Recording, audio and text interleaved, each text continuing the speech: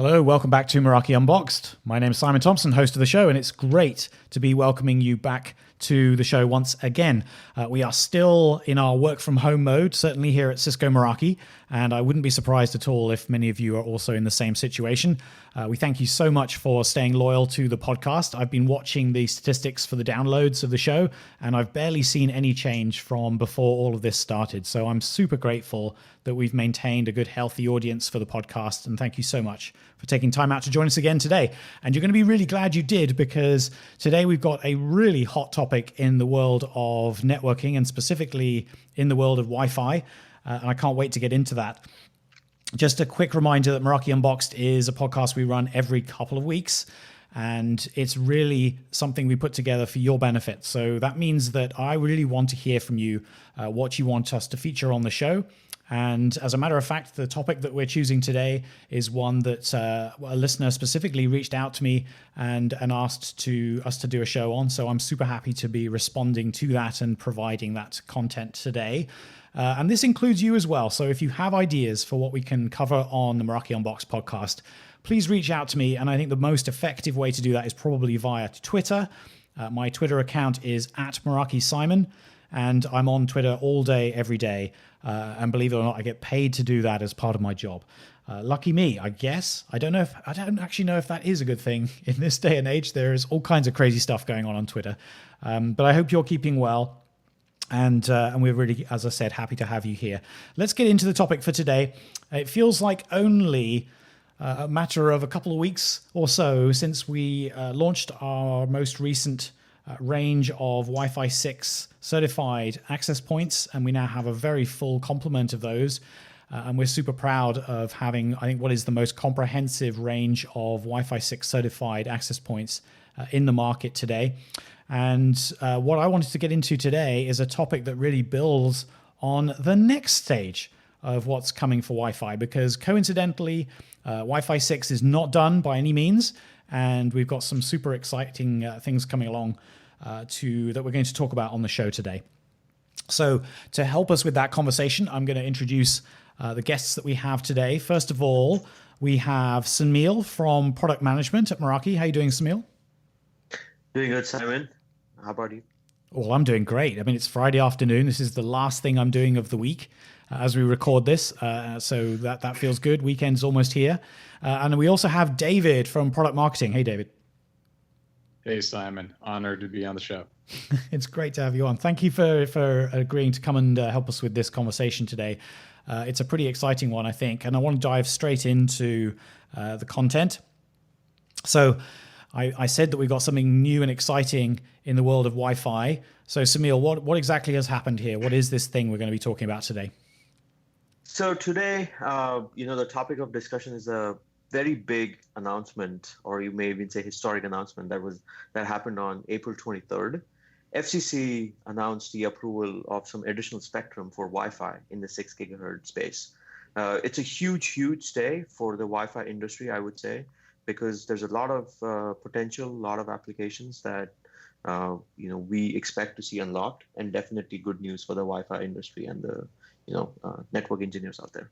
Yeah, and it's amazing. This technology has just kept on going, has been evolving for as long as I've been in this industry, all the way from the days of 11B, I'm showing my age now, through to today. And it's so exciting that it keeps on evolving, because, of course, we're in this increasingly mobile world. We need more and more Wi-Fi, more mobility. David, I think you're going to help us with this conversation today. So maybe kick us off with why is this such a big deal? What do we want to really explain to our listeners today? Well, I think many times when a new technology arrives on the scene, we kind of need to use our imagination a little bit to understand the full impact of how that'll affect our daily lives and our organizations and our networks.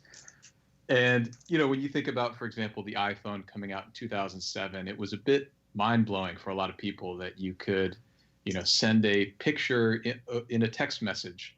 And that was pretty amazing at the time. Well, looking forward, Wi-Fi 6E is going to bring in all sorts of new applications and use cases with all that additional spectrum that's going to be available. And just as a few examples, I've been been researching this quite a bit. If you look into, for example, manufacturing, the possibility that a robot could actually not have any wiring on it, for example, Ethernet cables and things like that, it could be purely wireless. That makes that robot extremely flexible, mobile. It can move all over the place. Mm-hmm. It can be using lasers to trim metal. It could be putting cars together. And that robot's picking up a lot of data. And if you can connect that robot, a flexible robot with no wiring on it, that's mobile, that can move all over the place, and then it can stream that data at high speeds, really high Wi-Fi speeds, up into the cloud, it can then connect artificial intelligence to that robot, which can make it more accurate, more productive, more efficient. And there's all sorts of applications like this. You're going to need to use your imagination a little bit to start understanding how that's going to work. Another example is in education. Imagine virtual reality and augmented reality where you, instead of sitting in a classroom listening to a lecture about history, you get dropped into a battlefield of the Civil War and you can see everything all around you in 360 degrees, high resolution, immersive experiences. So a lot of these types of applications that you're going to see are going to be enabled by Wi-Fi 6E. And it's hard to imagine today, but in the course of 3, 5, 7, 10 years, a lot of this stuff is going to be out there and be considered ubiquitous. Yeah, I definitely believe it. So so you mentioned there about speed and performance. Obviously, that's super important. I guess the other aspect to this is the challenges we've had with Wi-Fi, right? Samir, what's happening on that side of things? So, as part of the announcement, there was a few different things that happened, and it has enabled a lot of stuff. The most important thing, though, is 1,200 megahertz worth of spectrum was allocated for Wi-Fi use. Now, that's tremendous. I mean, till date, since Wi-Fi was launched in 11B or even 11 prime date, like 97, the spectrum that we have combined in 2.4 and 5 gigahertz, it's more than that. It's significantly more than that. And that has, enabled the use of 160 megahertz channels that has been, very rare in the Wi-Fi space till date. And now with the additional capabilities or the additional bandwidth, we can now achieve 2 Gbps speeds, on the APs. That's incredible just for wireless spectrum. Yeah. Now, if you can think about the robots, the amount of data that they can send back is definitely a lot more. And there's a saying that's going on, in the industry: 80 is the new 40, and 40 is or 160 is the new 80 or something like that. Mm-hmm. To get that extra bandwidth. Yep. So it's also a matter of so there's definitely something here relating to the spectrum that's available, and of course we spent years encouraging people to move from the old 2.4, which of course is still heavily used today, but trying to move people from 2.4 to 5 to try to get a cleaner experience on their Wi-Fi, and lo and behold, we appear to be repeating history. Yes.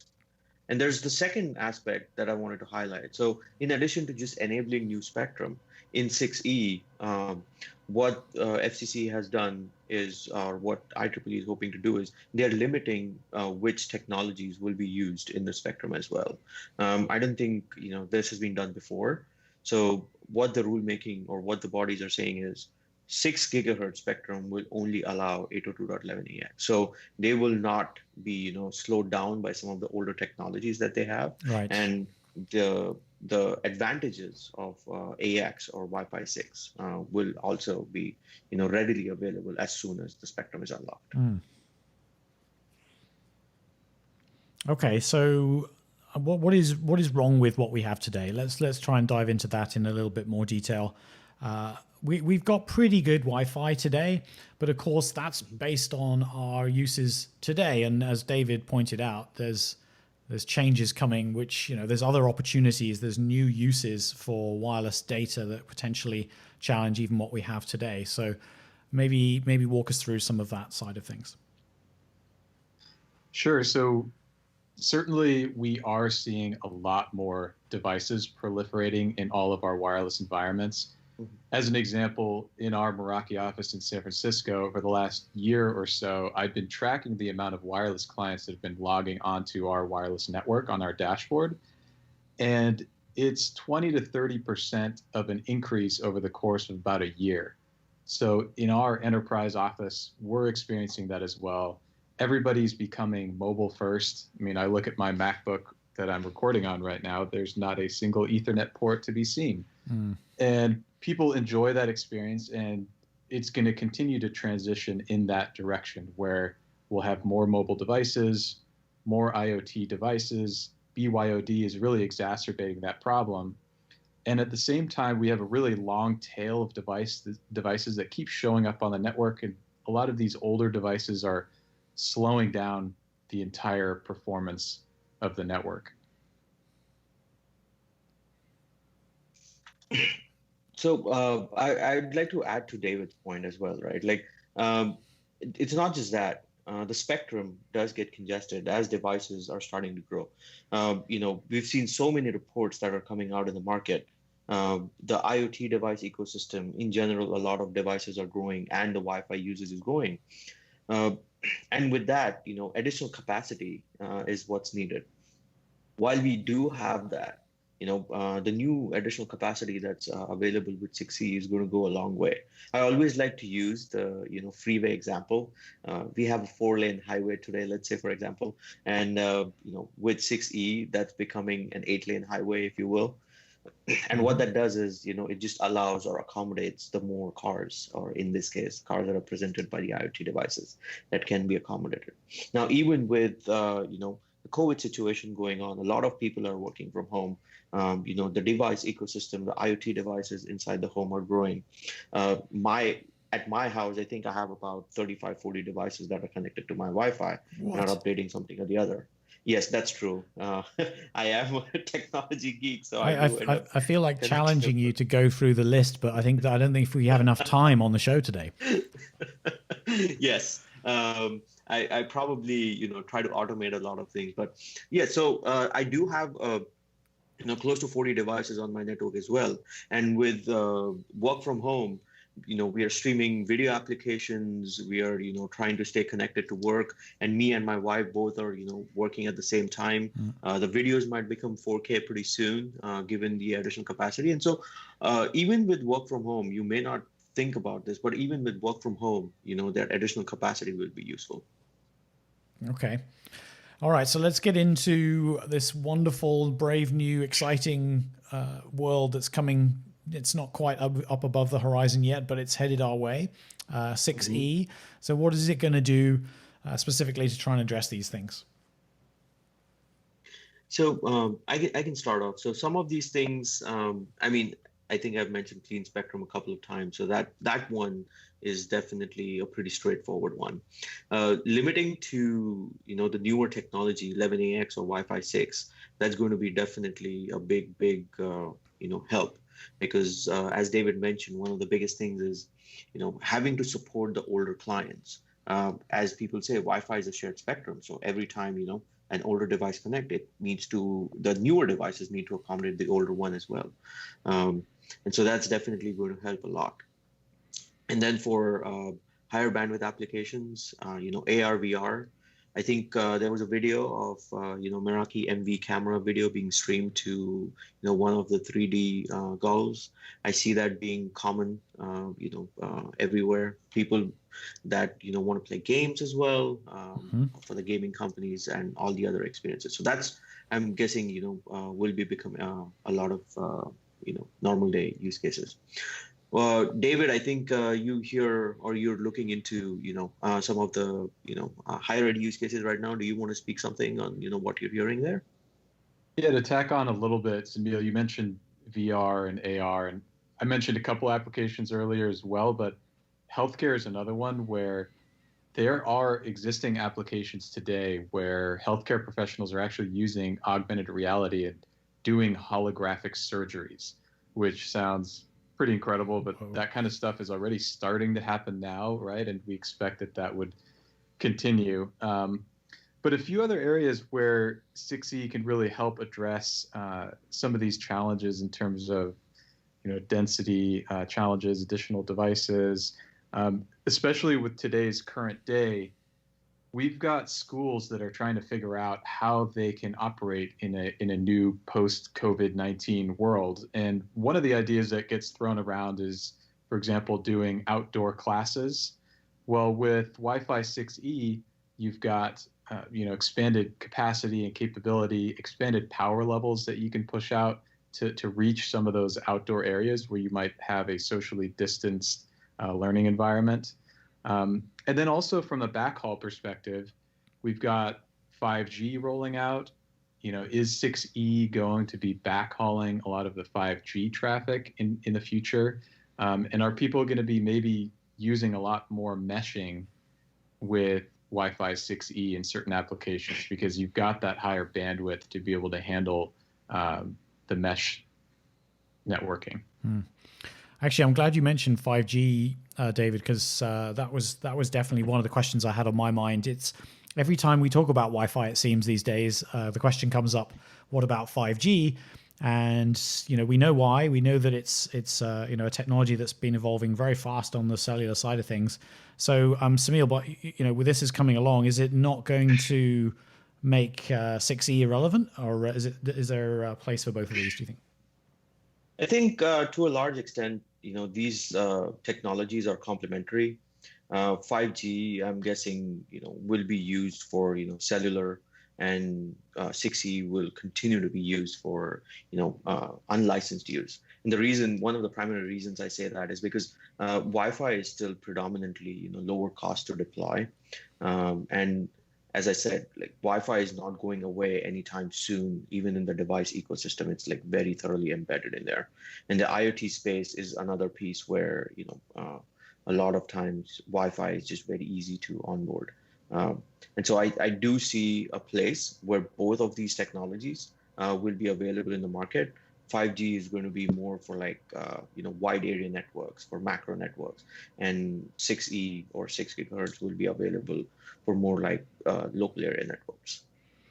Yeah, and we've already established with another product solution we have at Meraki that one challenge with 5G is that its reach into especially larger buildings is an area of question, at least, and so that's still very much something which Wi-Fi can assist us with. So definitely place for both, I think.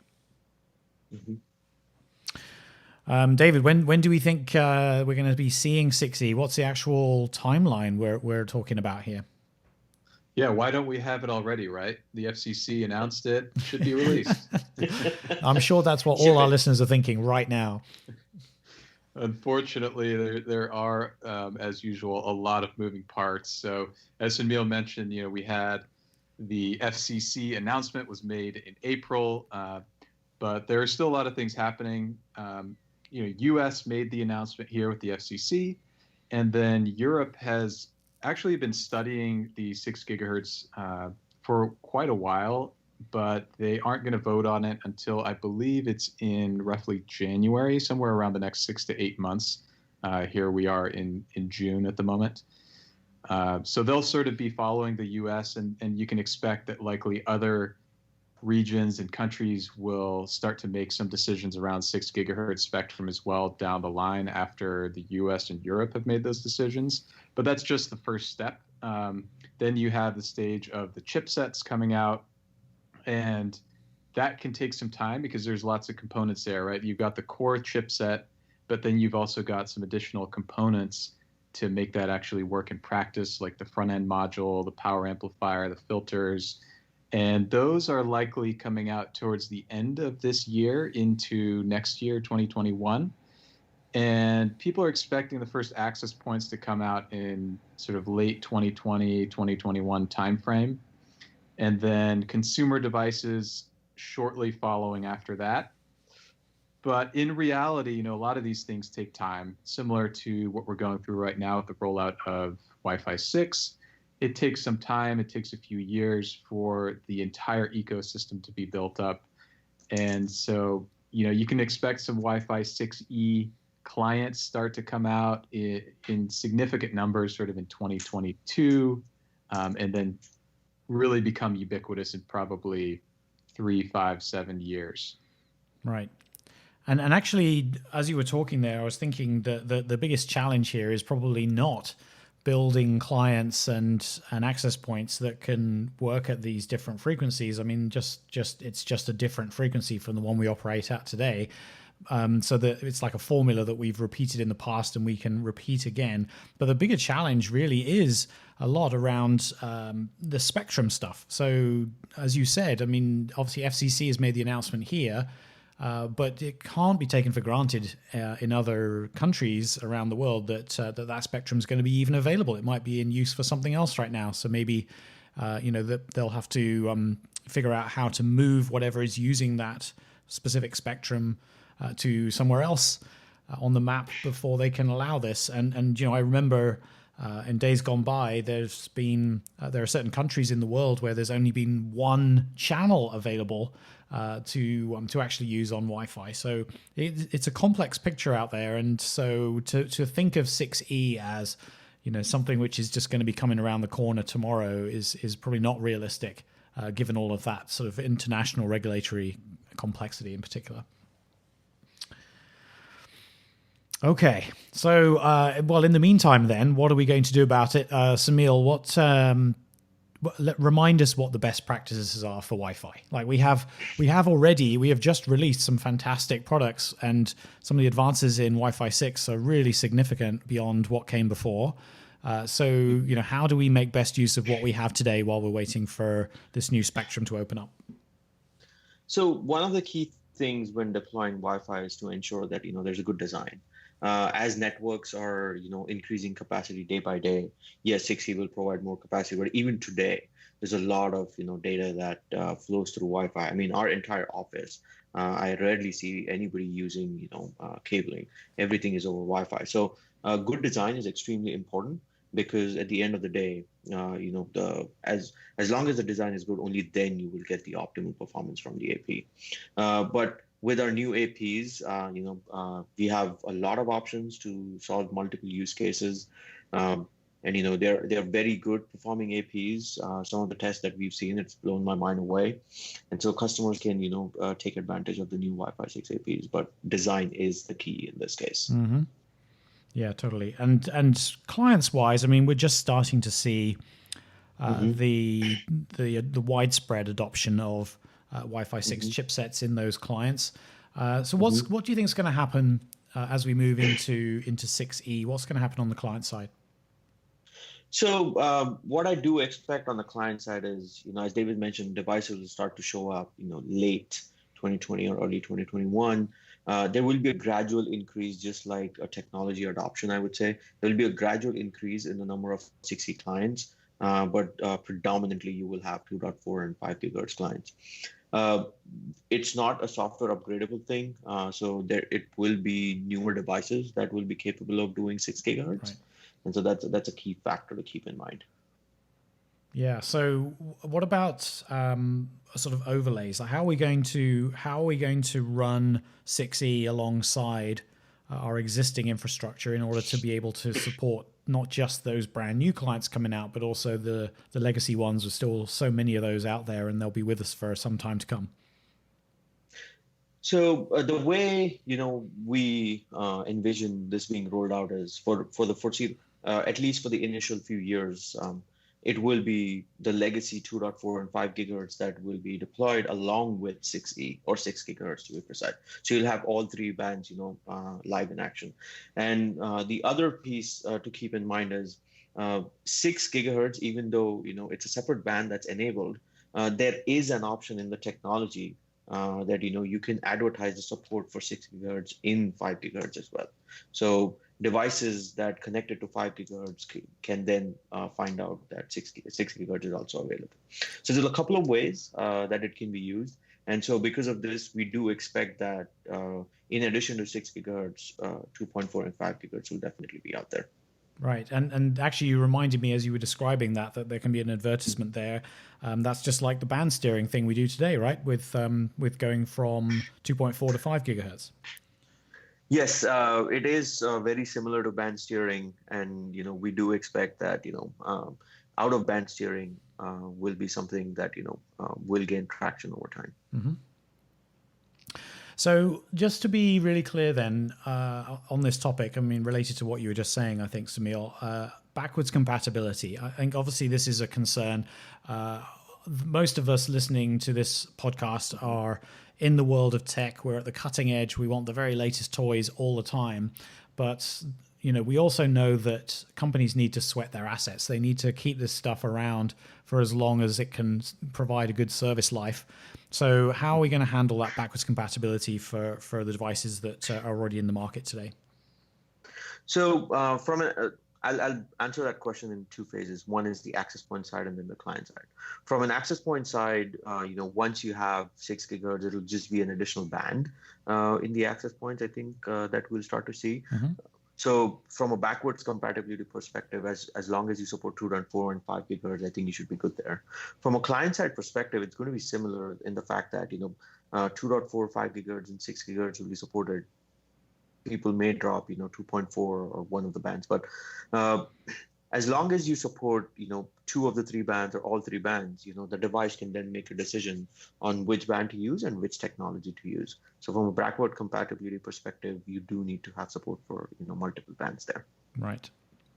It's good to know those things. And so, I mean, I think you've answered this already, but just to be really clear for everybody listening, potentially getting excited about this new stuff, I mean, not just Meraki, but really APs generally, can they be upgraded to 6E? The short answer is no. I mean, 6 gigahertz, is a hardware change because you need, new components that need to go on the AP and on the client side. So it's not going to just be a software update. It will be a hardware change. Right. Okay, well, that's clear. And I think, as we've said, everybody's making big investments right now as we sit here around Wi-Fi 6, and both on the sort of infrastructure side and on the client side. And here we are talking about the thing which is going to come next down the road. So let's all try and keep a sense of perspective and reality around the realities of people's expenditure and budgets for this technology. But having said all of that, and I do know this for sure, if we don't answer this question, then we're never going to hear the end of it online. The elephant in the room question, of course, is going to be when Meraki is going to have some product in the market. So give us something to look forward to, Samir. Didn't we talk about just shipping everything like today? Yeah, that was what David was saying, right? Everything's expected to be ready today since the FCC announced it a whole month ago. No, but Meraki has always been, focused on providing customers with latest technology that address their needs, however they're using it. It's not just about hardware. There's a few moving components there as well. As the legislation is being finalized, there are some additional components for outdoor Wi-Fi as well. Meraki is closely monitoring these things, but at the end of the day, it's not just hardware. It's beyond hardware that the team is focusing on. Mm-hmm. While Wi-Fi 6 or 6 gigahertz is coming, that also unleashes a lot of bandwidth on the LAN infrastructure. And to do that, we're already making investments on the LAN side and upgrading the switches. And at the same time, with the push with the ability to move more and more devices to Wi-Fi with the mobile office, we are also making huge amounts of investments in Meraki Health to simplify, how customers manage wireless networks.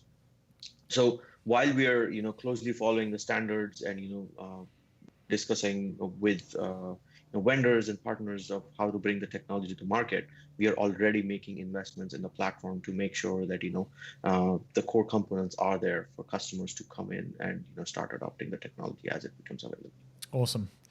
I actually think that's a really good point to end on, because we've spent this session talking about hardware and standards and protocols.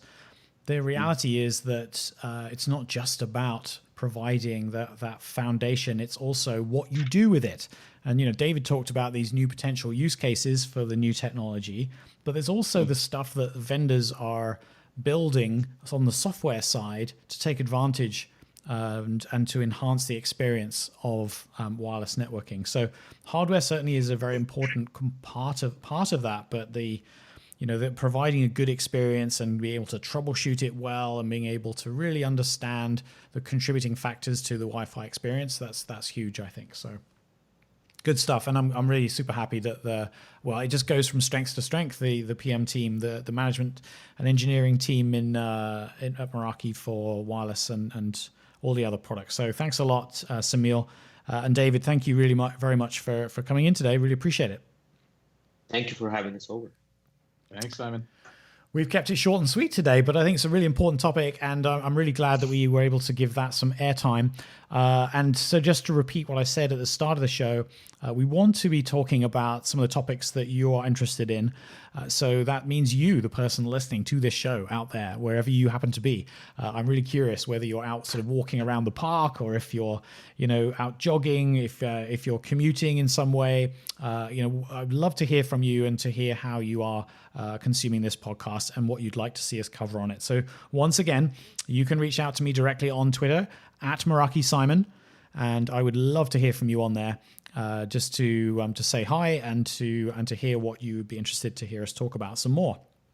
And I should also remind you that the Meraki community is also a great place to go in and talk to each other, your peers in this industry, about some of the topics we're talking about here or anything else related to what we're all about at Meraki. So from the three of us, time to wrap things up for another show. Thank you so much again for joining us. We look forward to welcoming you back in a couple more weeks. Until then, have a good time, stay well, and we'll speak to you soon. Bye for now.